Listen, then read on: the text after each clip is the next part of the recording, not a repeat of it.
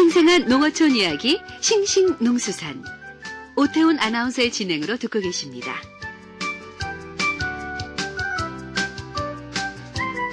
네, 해외 농업. 오늘은 몽골의 농업 상황에 대해서 알아보겠습니다. 몽골 울란바토르를 연결하겠는데요. 몽골 인문대학원 대학교 교수이신 강의현 통신원 연결하겠습니다. 안녕하십니까? 예, 몽골 울란바토르입니다. 네, 몽골 하면 역사적으로는 참 저희가 많이 접했는데 최근의 몽골에 대해서는 많이 궁금한 점이 있습니다. 몽골에 대해 소개를 좀 해주시죠. 예, 몽골은 아시다시피 바다와 좀 떨어져 있는 아시아 내륙 국가입니다. 일명 아시아의 알프스로도 불리고요. 전통적인 유목 국가입니다. 네. 북쪽으로는 러시아, 남쪽으로는 중국과 접하고 있고요. 우리나라와는 1990년 3월 26일 수교를 했습니다. 국토의 남북 간의 길이는 1259km고요. 동서 간의 길이는 8158km입니다.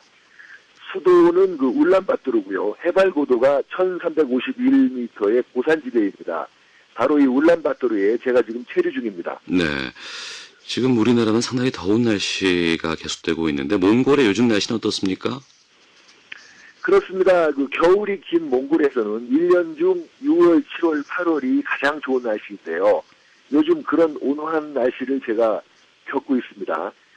일반적인 몽골의 기후 특징은 일반적으로 겨울이 아주 길고요. 대기가 아주 건조하고 강수량이 적고 그다음에 기온의 일교차와 연교차가 아주 크고요. 계절의 변화가 아주 급격히 진행된다는 걸로 볼 수 있겠습니다. 네, 그런 기온 상황에서 현재 몽골 농업의 특징을 좀 간략하게 설명해 주신다면 어떻게 말씀하실 수 있을까요? 네, 현재 몽골 농업의 특징이라면 축산 주도의 농업이라고 볼 수 있고요.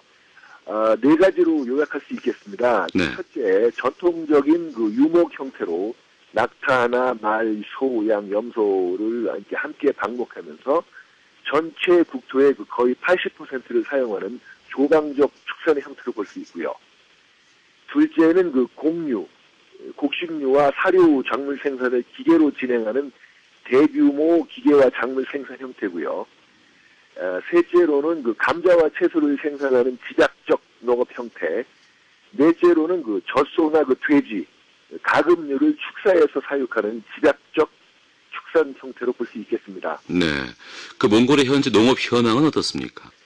네, 요컨대 현재 몽골 현황을 간략하게 얘기하기 힘들고요. 기후 조건으로 봤을 때 온도가 좀 낮고요. 낮은 온도, 그다음에 적은 강수량, 예측 불가능한 설이, 강한 바람 등으로 인해서 작물의 생육 기간이 짧은 것이 지금 가장 큰 약점입니다. 이런 것들이 농업 생산을 저해하는 가장 큰 요인일 것입니다. 예전에 사회주의 시절에 몽골이 협동 농장 시스템을 통해서 농업 체계가 성공을 거두어서 밀, 감자, 채소 등을 자족하고 육류, 양털, 가죽, 의류 등을 수출한 바 있었습니다만 현재는 사회주의에서 자본주의로 체제를 전환했지요. 따라서 옛 소련의 붕괴와 더불어 몽골에 대한 소련의 지원이 중단되면서 농업 기반이 약화된 실정에 처해 있습니다. 네. 몽골의 주요 농업 지대라고 하면 어디를 꼽을 수 있을까요? 네, 크게 몽골이 워낙 넓으니까 크게 5지역으로 이제 이렇게 구분할 수 있겠는데요. 첫째는 몽골의 서부 알타이 산악 지역이고요. 둘째는 몽골 북서부의 한가이 흡수구이 지역입니다. 그리고 셋째는 몽골 북부의 셀랭게와 오론 지역을 볼 수 있고요. 넷째로는 몽골의 중동부의 광활한 초원지대, 그리고 다섯 번째로는 몽골 남서부의 고비 사막 지역을 들 수 있겠습니다. 네. 몽골의 주요 작물이라고 하면 어떤 게 있을까요? 작물 재배 면적을 보면은 전체 국토의 약 1%고요. 생산량에 따라서 순위를 매겨보면 주요 작물은 첫째 밀입니다. 밀. 네. 그다음에 둘째 귀리와 보리 등의 곡류. 셋째, 사료작물, 넷째, 감자, 그다음에 다섯 번째로는 토마토, 양파, 양배추, 당근 등의 채소를 꼽을 수 있겠습니다. 네. 요즘 경지 이용 상황은 어떤가요?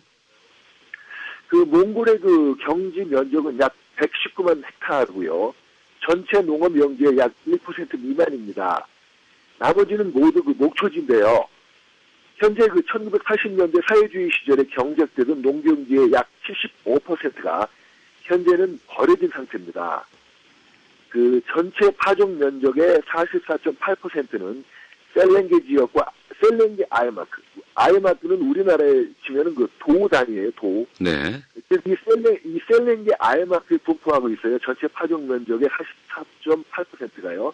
그 다음에 그 투브 아이마크의 21.5%, 몰강 아이마크의 10%입니다.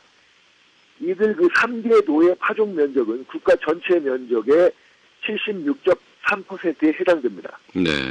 우리나라에서 봤을 때 몽골과 우리나라가 농업 분야의 교류를 통해서 우리가 얻을 수 있는 장점을 꼽는다고 하면 어떤 걸 들 수 있을까요?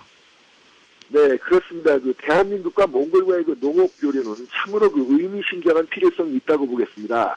왜냐하면은 첫째, 그 몽골이 대한민국의 수입 곡물을 대체할 수 있는 해외 식량 기지로서 해외에서 생산해서 국내 반입이 가능한 장점이 있어요. 이 몽골이. 네. 둘째는 그 북한의 그 급변 사태를 대비한 식량 지원 사업을 추진할 수 있다는 장점이 있고요. 그다음에 셋째로는 해외 기지 내에 그 농식품의 가공 산업과 해외 수출이 가능하다는 장점이 있겠습니다. 그 이런 측면에서 보게 되면 대한민국의 유력한 그 식량 기지로서의 몽골의 중요성은 상당히 크다고 보고요. 최근 그 향후 그 몽골의 중요성이 점점 증가될 것이라는 분석이 국내에서 나오고 있는 실정입니다. 네. 대한민국의 유력한 식량 기지로서 몽골이 중요하다고 말씀해 주셨는데, 그렇다고 하면 우리가 그 몽골을 진출할 때 뭐 주의할 점, 유의할 점은 어떤 게 있을까요? 그 몽골 그 식량 기지 구축을 위해서는 첫째는 그 몽골의 그 임대 토지 가격이 매년 그 대한민국 국책은행의 기준금리 이상으로 오르는 곳을 선택해야 하는 것이 중요하고요. 둘째로는 그 국책은행에서 담보로 받아주는 몽골 지역을 선택해야 하고요.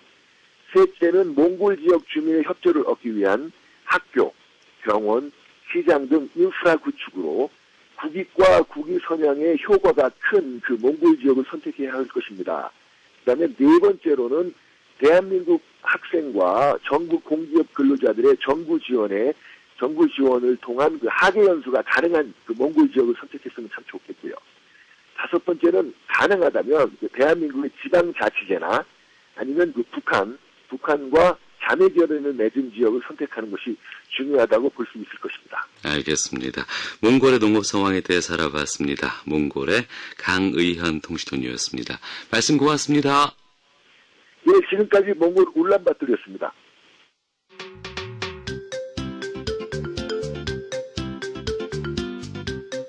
농어촌 길라잡이 KBS 1라디오 싱싱농수산